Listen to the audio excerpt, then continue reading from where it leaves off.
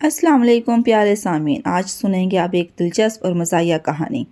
شہر بغداد کے محلہ جیلان میں ایک موچی رہتا تھا۔ نام تھا اس کا حارث بن وارث۔ بہت صابر شاکر آدمی تھا، لیکن اس کی بیوی سدرا بہت بے صبری اور ناشکری عورت تھی۔ ہر وقت اپنے میاں کو طعنے دیتی رہتی تھی کہ تم نکمے ہو، کاہل ہو، اتنے تھوڑے پیسے کماتے ہو کہ بہت مشکل سے گزارا ہوتا ہے۔ یہ پیشہ چھوڑ کر کوئی دوسرا پیشہ اپناؤ تاکہ پیسے کچھ زیادہ تو ملیں۔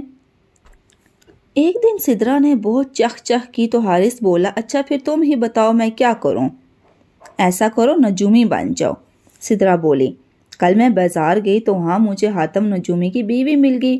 اف کیا ٹھاٹھ تھے اس کے، میں تو حیران رہ گئی۔ آگے پیچھے دو دو نوکر تھے، اس کے کپڑے ایسے پہنے تھے کہ میں نے کبھی خواب میں بھی نہیں دیکھے ہوں گے۔ اس نے ایک دکان سے 5,000 کا ایک قالین خریدا، ہمیں تو 5 روپے کی دری بھی نصیب نہیں۔ دیکھو حارث، میری مانو تو تم بھی نجومی بن جاؤ۔ ارے نیک بخت، حارث سر پکڑ کے بولا، مجھے تو علم نجوم کی الف بے کا بھی نہیں پتا، میں نجومی کیسے بن سکتا ہوں؟ ویسے بھی یہ علم کیا ہے، نیرا دھوکہ دہی اور بے ایمانی ہے۔ ارے جب وہ حاتم کا بچہ نجومی بن سکتا ہے تو تم کیوں نہیں بن سکتے؟ اور میں یہ دھوکہ ووکھا کچھ نہیں جانتی، بس میں نے کہہ دیا کل تے تم موچی نہیں نجومی ہو گئے۔ حارث نے بیوی کو سمجھانے کی بہت کوشش کی، لیکن وہ بھی اپنی ضد کی پکی تھی، کسی طرح نہ مانی۔ بیوی نے زیادہ اصرار کیا تو اس نے ہتھیار ڈال دیے۔ دوسرے دن صبح سویرے حارث نے چوغا پہنا، کمر میں پٹکا باندھا، سر پر امامہ رکھا، بازار جا کر ایک بند دکان کے تھڑے پر بیٹھ گیا۔ آئیے صاحبان، آئیے اپنی قسمت کا حال معلوم کیجیے، آئیے آئیے، شرمائیے گھبرائیے مت، میں بہت پہنچا ہوا نجومی ہوں۔ آن کی آن میں اس کے ارد گرد لوگوں کا مجمع لگ گیا۔ اس مجمع میں بغداد کا ایک مشہور جوہری بھی تھا۔ وہ لوگوں کی بھیڑ کو چیرتا ہوا حارث کے پاس آیا اور بولا، یا شیخ، میں ایک جوہری ہوں۔ بادشاہ سلامت نے مجھے اپنا تاج پالش کرنے کے لیے دیا تھا، اس کا ایک ہیرا غائب ہو گیا ہے۔ اگر وہ ہیرا نہ ملا تو میں بے موت مارا جاؤں گا۔ حارث آسمان کی طرف دیکھ کر بولا، تمہارا ستارہ گردش میں ہے، اسے گردش سے نکالنے میں 1 گھنٹہ لگے گا، اب تم جاؤ، 1 گھنٹے بعد آنا۔ یہ سن کر جوہری واپس پلٹ گیا۔ کہنے کو تو حارث نے یہ کہہ دیا تھا، مگر دل میں سخت گھبرا رہا تھا کہ ہیرے کے چور کا پتہ کیسے چلاؤں گا؟ میرے تو فرشتوں کو بھی معلوم نہیں چور کون ہے، ہیرا کہاں ہے؟ اس نے ٹھنڈی سانس بھری اور بولا، ارے سدرا، تو نے اپنے شوہر کو کس مصیبت میں پھنسا دیا ہے؟ اتفاق کی بات ہے کہ اس وقت جوہری کی بیوی بھی شوہر کے ساتھ ہی تھی۔ شوہر سے 1 قدم پیچھے چلتے ہوئے اس نے یہ بات سن لی، اور اتفاق کی بات اس کا نام بھی سدرا تھا۔ ہیرا اسی نے چھپایا تھا۔ حارث کی بات سن کر وہ سمجھی کہ اس نجومی کو معلوم ہو گیا ہے کہ ہیرا میں نے لیا ہے۔ وہ تھر تھر کانپتی جلدی سے پلٹی، حارث کے چوغے کا دامن پکڑ کر آہستہ سے بولی، یا شیخ، مجھے معاف کر دیں، میں اس جوہری کی بیوی ہوں۔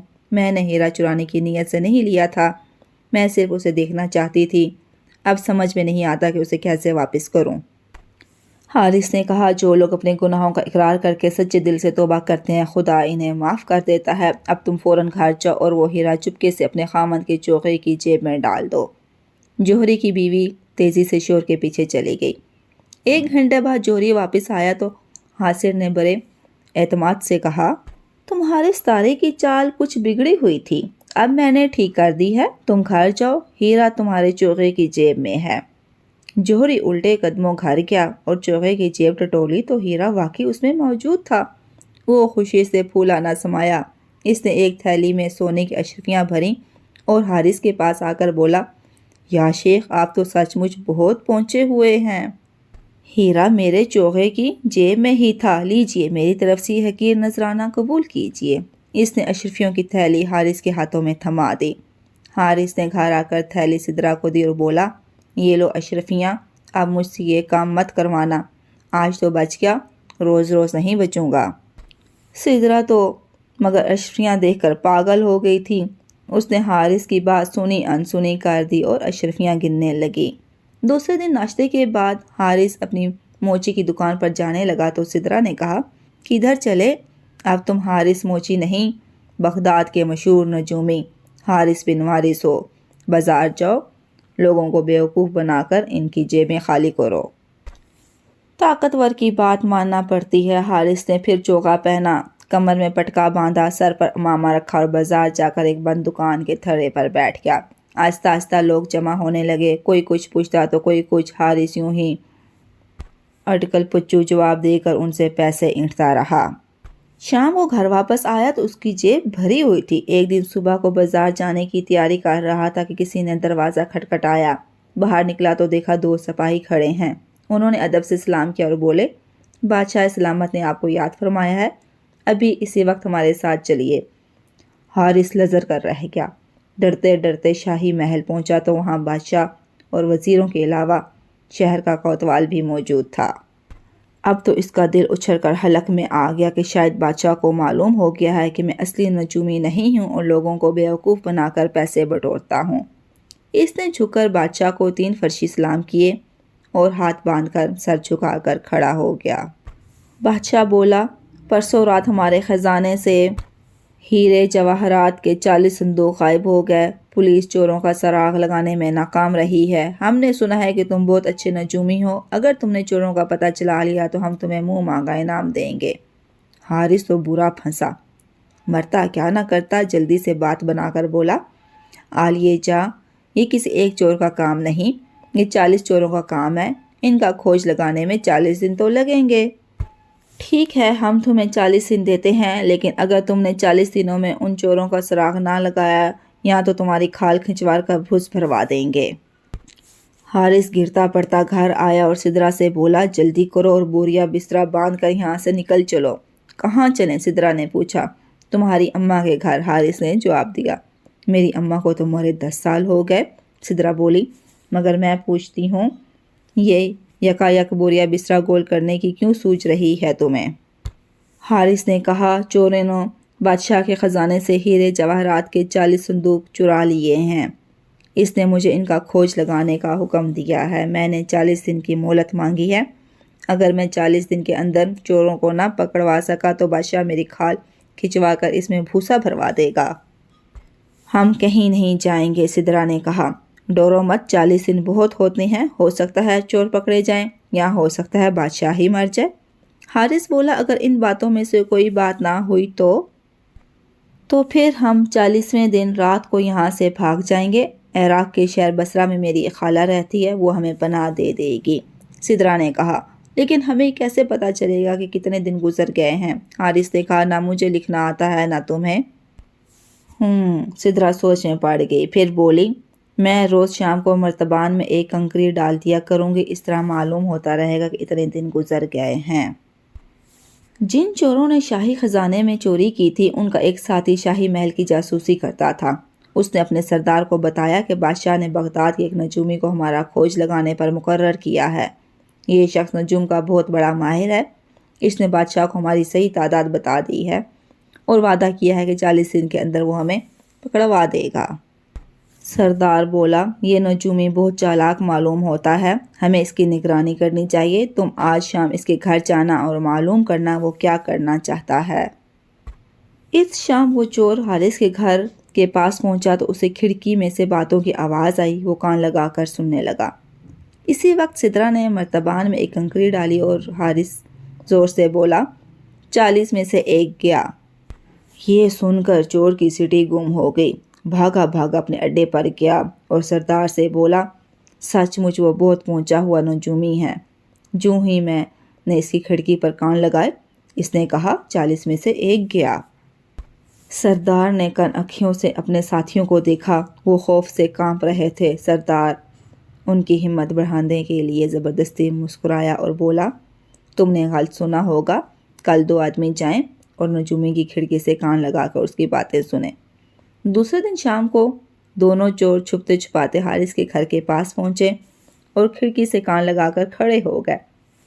اسی وقت سدرا نے دوسری کنکری مرتبان میں ڈالی اور حارث زور سے بولا، 2، اب 38 رہ گئے۔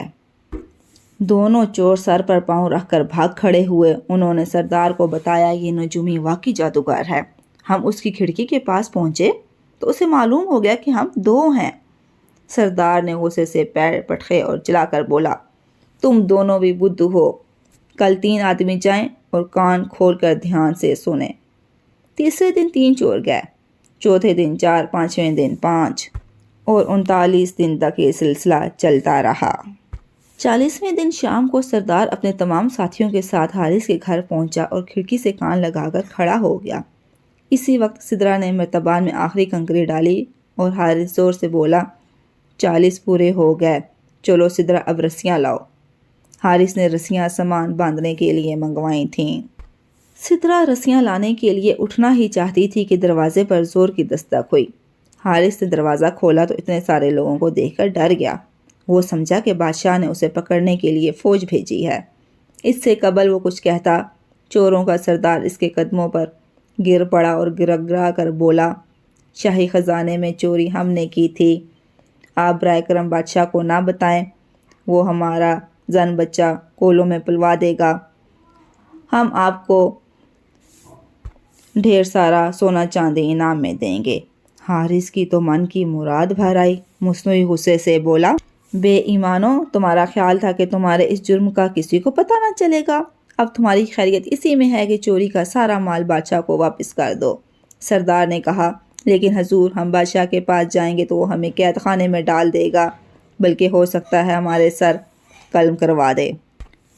حارث بولا، تو تم ایسا کرو، سورج نکلنے سے پہلے پہلے تمام صندوق بادشاہ کے محل کی مشرقی دیوار کے پاس دفن کر دو اور وعدہ کرو آئندہ کبھی چوری نہیں کرو گے، میں بادشاہ کو تمہارے بارے میں کچھ نہیں بتاؤں گا۔